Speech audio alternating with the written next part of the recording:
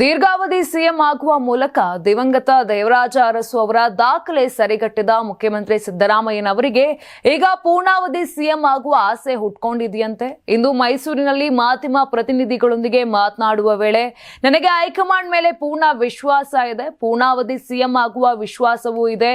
ಏನೇ ಆದರೂ ಹೈಕಮಾಂಡ್ ಎಲ್ಲವನ್ನೂ ತೀರ್ಮಾನ ಮಾಡುತ್ತದೆ, ಹೈಕಮಾಂಡ್ ನಿರ್ಧಾರವೇ ಅಂತಿಮ ಎಂದು ಪುನರುಚ್ಚರಿಸಿದ್ದಾರೆ. ಯಾವ ದಾಖಲೆಯನ್ನು ಮುರಿಯಬೇಕು ಎಂಬುದು ನನ್ನ ಗಮನದಲ್ಲಿ ಇರಲಿಲ್ಲ. ಜನರ ಆಶೀರ್ವಾದದಿಂದ ಎಲ್ಲವೂ ನಡೆದು ಹೋಗಿದೆ. ಇವತ್ತು ದೇವರಾಜ ಅರಸು ದಾಖಲೆ ಸರಿಗಿಟ್ಟಿದ್ದೇನೆ. ಆದರೆ ದೇವರಾಜ ಅರಸು ರಾಜಕಾರಣದ ಸಮಯವೇ ಬೇರೆ, ಇವತ್ತಿನ ಸಮಯವೇ ಬೇರೆ.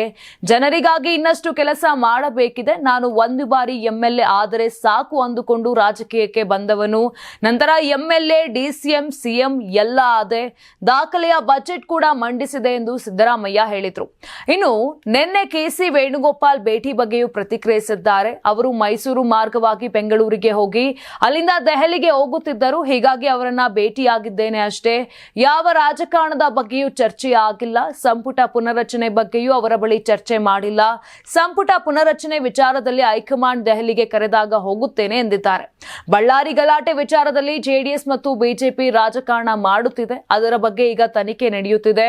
ವರದಿ ಬರಲಿ, ಆ ನಂತರ ಮಾತನಾಡುತ್ತೇನೆ. ತನಿಖೆಗೆ ಕೊಡುವ ಬಗ್ಗೆ ಗೃಹ ಸಚಿವರ ಜೊತೆ ಚರ್ಚೆ ಮಾಡುತ್ತೇನೆ. ನಂತರ ಸರ್ಕಾರದ ಮಟ್ಟದಲ್ಲಿ ತೀರ್ಮಾನ ಕೈಗೊಂಡು ಸೂಕ್ತ ತನಿಖೆ ನಡೆಸಲು ಕ್ರಮ ಕೈಗೊಳ್ಳಲಾಗುತ್ತದೆ ಎಂದು ಸಿದ್ದರಾಮಯ್ಯ ಹೇಳಿದರು. ಸಂಕ್ರಾಂತಿ ಹಬ್ಬದ ಪ್ರಯುಕ್ತ ಆಟ್6 ಮತ್ತು ಕರ್ನಾಟಕ ಟಿವಿ ವತಿಯಿಂದ ರಾಜ್ಯ ಮಟ್ಟದ ಸಂಕ್ರಾಂತಿ ರಂಗೋಲಿ ಸ್ಪರ್ಧೆ.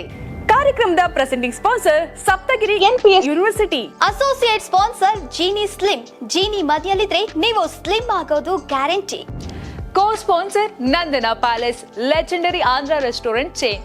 ಕೆಎಂಎಫ್ ನಂದಿನಿ, ನಮ್ಮ ನಂದಿನಿ ನಮ್ಮ ಹೆಮ್ಮೆ. ಕೆಎಸ್ಡಿಎಲ್ ಮೈಸೂರು ಸ್ಯಾಂಡಲ್ 100% ಶುದ್ಧ ಶ್ರೀಗಂಧದ ಎಣ್ಣೆಯಿಂದ ತಯಾರಿಸಿದ ಏಕೈಕ ಸಾಬೂನು. ಶ್ರೀ ಸಾಯಿ ಗೋಲ್ಡ್ ಪ್ಯಾಲೇಸ್, ನಿಮ್ಮ ವಿಶೇಷ ಸಂದರ್ಭಗಳ ಸಂಗಾತಿ. ರಾಜ್ಯಾದ್ಯಂತ ಬೆಂಗಳೂರು ಸೇರಿ 35 ಕೇಂದ್ರಗಳಲ್ಲಿ ಸಂಕ್ರಾಂತಿ ರಂಗೋಲಿ ಸ್ಪರ್ಧೆ. ರಂಗೋಲಿ ಬಿಡಿ, ಆಕರ್ಷಕ ಬಹುಮಾನ ಗೆಲ್ಲಿ. ಜಿಲ್ಲಾವಾರು ವಿಜೇತರಿಗೆ ಬೆಂಗಳೂರಿನಲ್ಲಿ ಜನವರಿ 18ರಂದು ಗ್ರ್ಯಾಂಡ್ ಫಿನಾಲೆ. ಅರ್ಹತಾ ಸುತ್ತಿನ ಮೊದಲ ಬಹುಮಾನ 5,000 ರೂಪಾಯಿ. ದ್ವಿತೀಯ ಬಹುಮಾನ 3,000 ರೂಪಾಯಿ. ತೃತೀಯ ಬಹುಮಾನ 2,000 ರೂಪಾಯಿ.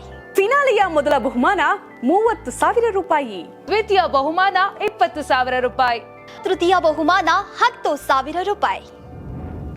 ಹೆಚ್ಚಿನ ಮಾಹಿತಿಗಾಗಿ ನೋಡ್ತಾ ಇರಿ ಕರ್ನಾಟಕ ಟಿವಿ. ಯಾರಾಗ್ತಾರೆ ಎಂಎಲ್ಎ ಅಭ್ಯರ್ಥಿ 2028 ಶೀಘ್ರದಲ್ಲೇ. ಪ್ರತಿದಿನ ಒಂದೊಂದು ಕ್ಷೇತ್ರದ ಟಿಕೆಟ್ ಆಕಾಂಕ್ಷಿಗಳ ಸಂಪೂರ್ಣ ಮಾಹಿತಿ ಪೊಲಿಟಿಕಲ್ ಜರ್ನಲಿಸ್ಟ್ ಕೆಎಂ ಶಿವಕುಮಾರ್ ಅವರಿಂದ. ಕರ್ನಾಟಕದ ನಂಬರ್ 1 ಡಿಜಿಟಲ್ ಮೀಡಿಯಾ ನಿಮ್ಮ ನೆಚ್ಚಿನ ಕರ್ನಾಟಕ ಟಿವಿಯಲ್ಲಿ ಮಾತ್ರ.